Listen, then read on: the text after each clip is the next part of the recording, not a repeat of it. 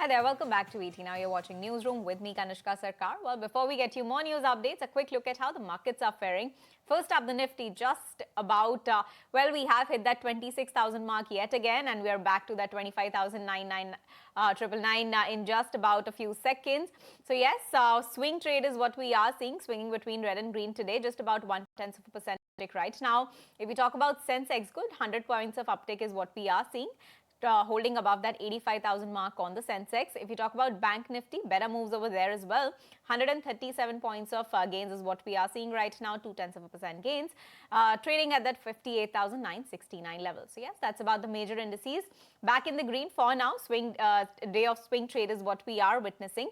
But time now to get you some more news updates, especially on the global front. Now, after months of negotiations, tough negotiations, India and European Union trade deal is finally inching closer to reality. India and EU are expected to finalize a free trade pact, a defense framework agreement, as well as a strategic agenda at their annual summit on January 27th next year.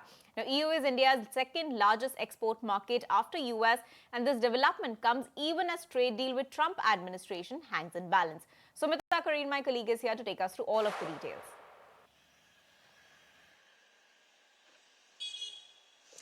Absolutely, Kanishka. So remember the India-EU deal that has been one of the big priorities of not just the Indian administration but the EU administration as well. We've heard EU Commission Chief Ursula von der Leyen said on several occasions that trade with India is a priority. Economic and bilateral ties with India are a priority for the EU. Remember, because it's not just one or two countries. The whole world has been disrupted by Donald Trump's tariffs, and of course these geopolitical disruptions have impacted EU as well, and EU is looking at India as a trusted geography for trade, for economic partnerships as well, given the fact that India is a geography which has seen consistent growth, consistent GDP growth. We have a big domestic dividend as well.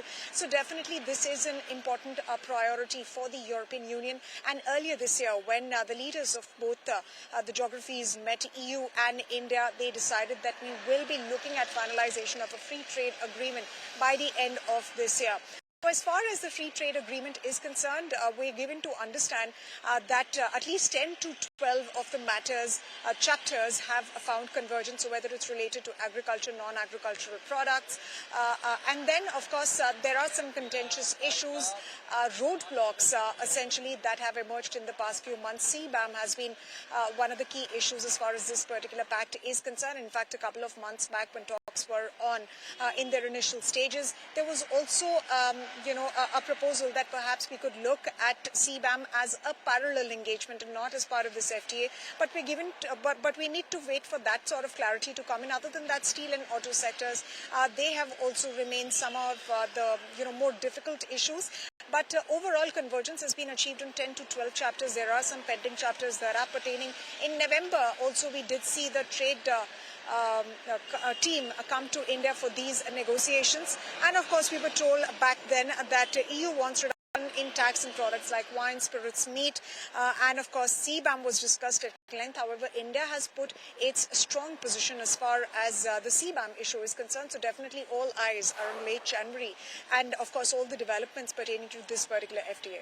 Right. Thank you, Sumita, for getting us all of those details. We'll keep tracking the details further with you. But moving on.